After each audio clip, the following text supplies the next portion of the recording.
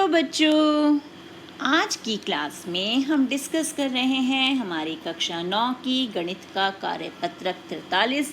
तिथि है 12 अक्टूबर 2020 और आज हम डिस्कस करेंगे लंबवृत्तीय बेलन का आयतन। तो लंबवृत्तीय बेलन का कुल क्षेत्रफल, कुल पृष्ठीय क्षेत्रफल और वक्र पृष्ठीय क्षेत्रफल हम लास्ट क्लास में डिस्कस कर चुके हैं। तो आज हम आयतन डिस्कस करेंगे। तो सबसे पहले आयतन किसे कहते हैं? आयतन यानी धारिता। तो किसी त्रिविमीय पदार्थ या आकृति द्वारा घेरे गए स्थान की मात्रा का माप उसका आयतन या धारिता कहलाता है। तो अब हमें देखना है हमारे बेलन का आयतन क्या होगा। तो ये है हमारा लंबवृत्तीय बेलन और मैंने आपको बताया था कि आयतन निकालने का तरीका क्या होता है। आयतन बराबर होता है हमारा आधार का क्षेत्रफल गुणा ऊंचाई। यही सीखा था हमने। तो यहाँ पर इस लंबवृत्तीय बेलन का जो आधार है वो किस आकार का है? एक वृत्त के आकार का। तो वृत्त का हमें क्षेत्रफल पता है। वृत्त का क्षेत्रफल क्या होता है? पाई आर स्क्वायर। शाबाश। और यहाँ पर हम बेलन की ऊंचाई, मैंने आपको बताया था बेलन की ऊंचाई, लंबाई या गहराई, तीनों चीज़ें एक ही बात है। तो यहाँ पर बेलन की जो ऊंचाई है वो है h। तो यहाँ पर हम गुणा h कर दें तो हमारे पास क्या सूत्र आ गया? पाई आर स्क्वायर h। और यही है हमारा बेलन का आयतन। तो ये हमने बेलन के आयतन का सूत्र जो है वो प्रतिपादित कर लिया। अब हम देखते हैं कि इसे हम प्रश्नों में यूज़ कैसे करेंगे। तो अब यहाँ पर एक एक करके सारे उदाहरण हम डिस्कस करते हैं। तो पहला उदाहरण जो है वो है, एक अस्पताल के एक रोगी को प्रतिदिन 7 सेंटीमीटर व्यास वाले एक बेलनाकार कटोरे में सूप दिया जाता है। यदि यह कटोरा सूप से 4 सेंटीमीटर ऊंचाई तक भरा जाता है तो इस अस्पताल में 250 रोगियों के लिए प्रतिदिन कितना सूप तैयार किया जाता है। तो अब बेलनाकार कटोरा यानी ये इस प्रकार का कटोरा हो गया हमारा बेलनाकार, ये और ये, यानी एक ग्लास की शेप का हमारे पास कटोरा है ये, जिसमें उसका व्यास यानी ये व्यास यही होता है ना, व्यास दिया हुआ है हमें 7 सेंटीमीटर। और अब यहाँ पर ध्यान क्या देना है हमें कि कटोरे में सूप की ऊंचाई दी है 4 सेंटीमीटर। पूरे कटोरे की ऊंचाई नहीं है, सूप की ऊंचाई। तो माना अगर सूप जो है हमारा वो यहाँ तक भरा हुआ है, पूरा ऊपर कटोरे तक नहीं भरा है, तो ये जो सूप की ऊंचाई है ये हमें 4 सेंटीमीटर दी हुई है। तो अब हमें ये देखना है कि अगर 250 रोगियों के लिए इसी प्रकार से सूप हमें देना है तो हमें कितना सूप तैयार करना होगा। तो यहाँ कटोरे की त्रिज्या निकालें पहले, क्योंकि हमें तो व्यास दिया हुआ है और हमें पता है त्रिज्या क्या होती है? व्यास का आधा यानी 7/2, और उसे हल करके हमें मिल गया 3.5 सेंटीमीटर। कटोरे में सूप की ऊंचाई का मतलब हमें h मिल गया। h दिया हुआ है 4 सेंटीमीटर। और क्योंकि सूप एक बेलनाकार कटोरे में है तो कटोरे में सूप का आयतन क्या होगा? हमने अपना फॉर्मूला लगा दिया पाई आर स्क्वायर h और ये मान इसमें रख दिया। अब हम इसे हल कर देंगे। ये 7 से 7 कैंसिल, 2 एकम 2 और ये 11 और 2 एकम 2 और ये 2 दूनी 4। अब इन सबको गुणा करेंगे तो हमें उत्तर मिला 154 सेंटीमीटर क्यूब। ये तो एक रोगी के लिए हमने तैयार किया सूप, हमें चाहिए 250 रोगियों के लिए। तो 250 रोगियों का मतलब 250 कटोरे। तो उनके लिए हम क्या करेंगे? जो हमारे एक कटोरे का आयतन है उसे हमने 250 से गुणा कर दिया और उत्तर आ गया 38,500 सेंटीमीटर क्यूब। कितना आसान है ये तो। अब देखते हैं अगला उदाहरण क्या है। अगले उदाहरण में हमें बताया गया है शीशे की एक पेंसिल, जैसे आपकी पेंसिल होती है ना, लेड पेंसिल, लकड़ी के एक बेलन के अभ्यंतर में ग्रेफाइट से बने ठोस बेलन को डालकर बनाई गई है।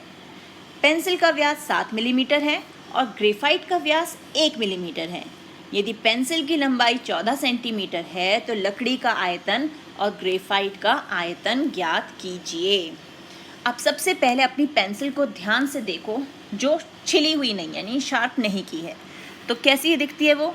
ऊपर हमें एक तो दिखता है पूरा लकड़ी का सर्कल, और उसके अंदर एक हमारा ग्रे कलर का सर्कल होता है जो हमारा लेड यानी ग्रेफाइट होता है।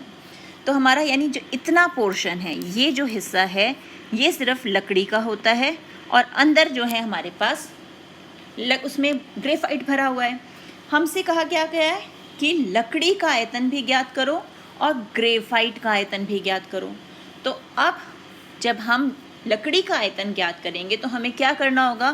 पूरी पेंसिल के आयतन में से इस ग्रेफाइट के आयतन को हम गायब कर दें तो हमें ये आयतन मिल जाएगा, जो बाहर सिर्फ लकड़ी का जो रिंग है ना, लकड़ी की जो रिंग है उसका हमें आयतन मिल जाएगा।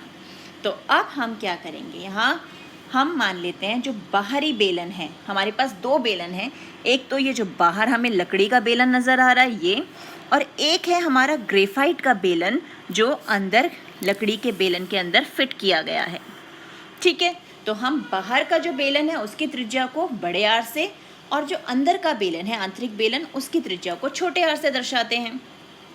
पेंसिल की ऊंचाई 14 सेंटीमीटर है। अब वो 14 सेंटीमीटर की लंबाई लकड़ी के बेलन के लिए भी वही है, और आंतरिक जो ग्रेफाइट का बेलन है उसके लिए भी वही है। तो यानी h जो है हमारा 14 सेंटीमीटर हो गया। अब हमें निकालना है r। तो r हमें क्या दिया हुआ है? 7 मिलीमीटर का आधा करना होगा, क्योंकि व्यास हमें 7 मिलीमीटर दिया है, यानी 3.5 मिलीमीटर। अब यहाँ एक चीज़ और ध्यान से देखनी है कि जो हमारा ऊंचाई है जो वो तो 14 सेंटीमीटर में है, और व्यास जो है वो है मिलीमीटर में, तो इसे भी हम सेंटीमीटर में बदल देंगे। तो हमारे पास उत्तर आ गया 0.35 सेंटीमीटर। इसी प्रकार जो ग्रेफाइट का आर है वो निकलेगा 1/2 मिलीमीटर, यानी 0.5 मिलीमीटर, उसे भी हमने सेंटीमीटर में बदल दिया। अब हम एक एक करके आयतन निकालते हैं। सबसे पहले हम ग्रेफाइट का आयतन निकालेंगे, यानी पाई छोटे वाले आर का स्क्वायर और h मान रखा, हमारे पास आया 0.11 सेंटीमीटर क्यूब। अब हमें निकालना है लकड़ी का आयतन। तो लकड़ी का आयतन कैसे निकलेगा? जो हमारी पेंसिल का कुल आयतन है उसमें से हम ग्रेफाइट को निकाल देंगे। तो पाई आर स्क्वायर एच यानी बड़े वाला आर, और ये pi R square H small R. Pi और एच जो है ये दोनों के पास कॉमन है, वो हमने बाहर निकाल लिया। अंदर बच गया R square minus R square, और इनकी वैल्यूज़ हमने पुट कर दी और हल करके हमें मिल गया 5.28 सेंटीमीटर क्यूब। तो हो गया ये हल। अब देखते हैं हमें क्या प्रयास करना है। तो अब प्रश्न पहला क्या है? एक सॉफ्ट ड्रिंक 2 प्रकार के पैकों में उपलब्ध है। पहला पैक क्या है? लंबाई 5 सेंटीमीटर, चौड़ाई 4 सेंटीमीटर और आयताकार आधार का टिन का डिब्बा जिसकी ऊंचाई 15 सेंटीमीटर यानी घनाभ हो गया, जिसमें ये हमारा L है, ये B है और ये है हमारा H।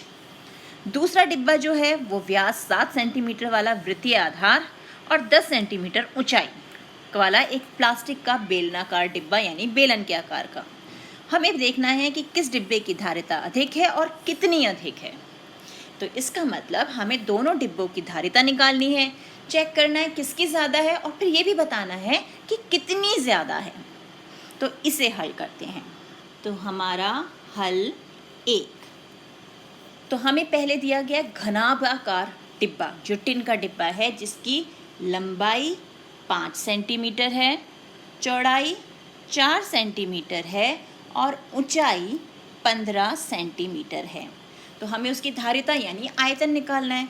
तो उस घनाभाकार डिब्बे का आयतन क्या हो जाएगा? क्या सीखा था हमने घनाभ का आयतन? जल्दी से बताओ। शाबाश, घनाभाकार डिब्बे का आयतन हो गया L गुणा B गुणा H यानी LBH। तो 5 गुणा 4 गुणा 15। तो इसे हल करेंगे हमें क्या मिल गया? 300 सेंटीमीटर क्यूब। तो ये मिल गया हमें घनाभाकार डिब्बे का आयतन। और अब हम बेलनाकार डिब्बे की बात करें तो वहाँ पर हमें D यानी व्यास दिया हुआ है 7 सेंटीमीटर और ऊंचाई दी है 10 सेंटीमीटर। तो ये तो हमारा केस 1 के लिए था यानी डिब्बा 1 और ये है डिब्बा 2। तो D दिया है तो यहाँ से हमें R निकालना है यानी इसका आधा 7/2 सेंटीमीटर। अब हमें निकालना है बेलनाकार डिब्बे का आयतन। तो बेलन का आयतन हमने देखा क्या सूत्र है उसका सूत्र है पाई आर स्क्वायर एच, यानी पाई आर स्क्वायर और ये एच। तो पाई का मान हमें पता है 22/7। आर स्क्वायर का मतलब है कि हमें आर, ये जो 7/2 है, इसे 2 बार गुणा करके लिखना है, और एच हमें 10 दिया ही हुआ है। अब इसे हल करें, ये 7 और ये 7 तो हो गए कैंसिल, ये 2 एकम 2 और ये 2 एकम 2, 2 एकम 2 11, और ये 2 एकम 2 और 2 पंजे 10। तो हमारे पास क्या आ गया, 11 सत्ते 77 गुणा 5, और इसे हल करके हमें क्या मिल जाएगा, 385 सेंटीमीटर क्यूब। अब जल्दी से देखकर बताओ कि हमारा केस 1 यानी घनाकार डिब्बे का आयतन ज़्यादा है या बेलनाकार डिब्बे का आयतन ज़्यादा है, किसकी धारिता ज़्यादा है? शाबाश, बेलनाकार डिब्बे की। और कितनी ज़्यादा है ये भी हमें बताना है। तो कितनी ज़्यादा के लिए हम क्या करेंगे, जिसकी ज़्यादा है यानी 385 में से हम 300 को घटा देंगे, तो हमें मिल गया 85 सेंटीमीटर क्यूब। तो हमारा उत्तर क्या होगा, बेलनाकार डिब्बे की धारिता या आयतन कितना ज़्यादा है, 85 सेंटीमीटर क्यूब ज़्यादा है या अधिक है, 85 सेंटीमीटर क्यूब अधिक है। तो ये हो गया हमारा प्रश्न 1 हल हो गया। अब देखते हैं हमारा प्रश्न 2। अब प्रश्न 2 है, लकड़ी के एक बेलनाकार पाइप का आंतरिक व्यास 24 सेंटीमीटर है और बाहरी व्यास 28 सेंटीमीटर है। इस पाइप की लंबाई 35 सेंटीमीटर है। इस पाइप का आयतन ज्ञात कीजिए। तो जैसे हमने पेंसिल वाला प्रश्न किया था, वहाँ पे हमने लकड़ी का आयतन ज्ञात किया था ना, उसी प्रकार से हम इसे भी हल करेंगे। तो इसका भी हल देखते हैं। तो ये है हमारा हल 2। तो सबसे पहले हम आकृति बना लेते हैं। तो ये है हमारा पाइप। अब पाइप जो है वो पूरी तरह से ठोस तो होता नहीं, उसमें बीच में क्या होता है, होल होता है ना। तो यानी इस तरह की आकृति होगी पाइप की, ऐसे ही होगा ना। अब यहाँ पर पाइप में 2 हमें वृत्त नज़र आ रहे हैं। 2 वृत्त का मतलब 2 व्यास होंगे। तो आंतरिक व्यास जो है वो दिया हुआ है 24 सेंटीमीटर, यानी ये जो व्यास है ये हमें दिया हुआ है 24 सेंटीमीटर। और बाहरी व्यास का मतलब जो बड़ा वृत्त है, यानी ये जो हमारा वृत्त है ये बड़ा वाला, इसका जो व्यास हमें दिया हुआ है वो दिया हुआ है 28 सेंटीमीटर, यानी ये है 28 सेंटीमीटर। और ऊंचाई दी गई है हमें 35 सेंटीमीटर। तो वो दोनों ही जो हमारे बेलन दिख रहे हैं, हमें 2 बेलन दिख रहे हैं ना, एक तो ये बेलन हो जाएगा आंतरिक बेलन जो है, और एक बाह्य बेलन यानी बड़ा वाला बेलन। उन दोनों के लिए ही ऊंचाई जो है वो है 35 सेंटीमीटर। अब हमें निकालना है कि कितनी लकड़ी यूज़ हुई है, लकड़ी का आयतन क्या है। तो लकड़ी जो है वो तो बस जितना हिस्सा ये रिंग वाला है इतनी ही यूज़ हुई है, क्योंकि बीच में तो पाइप खोखला है। तो अब हम क्या करेंगे, हम बड़े बेलन में से छोटे बेलन को माइनस कर देंगे। खोखला करना है ना, तो उसे बाहर निकालना है। बाहर निकालने का मतलब है हमें उसे उसमें से माइनस करना है। तो अब हमें जो जो डाटा दिया है हम वो लिखते जाते हैं। तो हमें दिया हुआ है आंतरिक व्यास। तो आंतरिक व्यास तो कम है, तो उसे हम छोटे डी से डिनोट कर लेते हैं, हमसे छोटा डी मान लेते हैं। तो ये हो गया हमारा 24 सेंटीमीटर, और इससे हमें मिलेगी त्रिज्या 24/2 यानी 12 सेंटीमीटर। उसे हम छोटे आर से दिखा रहे हैं। और एच जो है वो 35 सेंटीमीटर है आंतरिक व्यास के लिए भी। अब हम बात करते हैं हमारे बाहरी व्यास की। तो बाहरी व्यास को हम बड़े डी से दिखा देते हैं क्योंकि वो बड़ा है। तो यहाँ पर 28 सेंटीमीटर हो गया। तो रेडियस यानी त्रिज्या जो है उसे भी बड़े आर से दिखाएंगे। तो ये हो गई 14 सेंटीमीटर, और एच यहाँ पर भी क्या है, 35 सेंटीमीटर। शाबाश। तो हमें निकालना है पाइप का आयतन। तो पाइप का आयतन क्या होगा, बड़े बेलन में से हम छोटे बेलन को घटा देंगे, यानी बड़ा बेलन जिसके हमारे पास ये मानक दिए हुए हैं, ये मात्रक है हमारे पास, तो हम उसका आयतन लिख दें पाई आर स्क्वायर एच। हमने बड़ा वाला आर लिया, इसमें से हमें छोटा बेलन यानी पाई छोटे वाले आर का स्क्वायर और h, ये माइनस करना है। अब इसके पास भी पाई, इसके पास भी पाई, यहाँ भी h, यहाँ भी h, दोनों बाहर निकाल लें, कॉमन है ये, और अंदर बच गया आर स्क्वायर और स्मॉल आर स्क्वायर। अब हम इनका मान रख देते हैं। पाई हमें पता है 22/7 होता है, h हमें 35 दिया हुआ है, r बड़े वाला यानी 14 का स्क्वायर और छोटा r यानी 12 का स्क्वायर। तो अब 7 एकम 7, 7 पंजे 35, 22 को 5 से गुणा किया तो मिला 110, और 14 गुणा 14, 14 का स्क्वायर क्या होता है 196, और 12 का स्क्वायर यानी 144, और इसे हल करेंगे तो हमें क्या मिलेगा 110 गुणा 52, और इसका उत्तर आ गया 5720 सेंटीमीटर क्यूब। तो ये हमने निकाल लिया पाइप का आयतन क्या है, यानी कितनी लकड़ी उसमें यूज़ हुई है उस पाइप को बनाने में। तो ये है हमारी आज की वर्कशीट। इसी प्रकार के प्रश्नों का अभ्यास कीजिए अपनी NCERT बुक से। मिलते हैं एक और वीडियो में, तब तक keep practising and enjoy maths.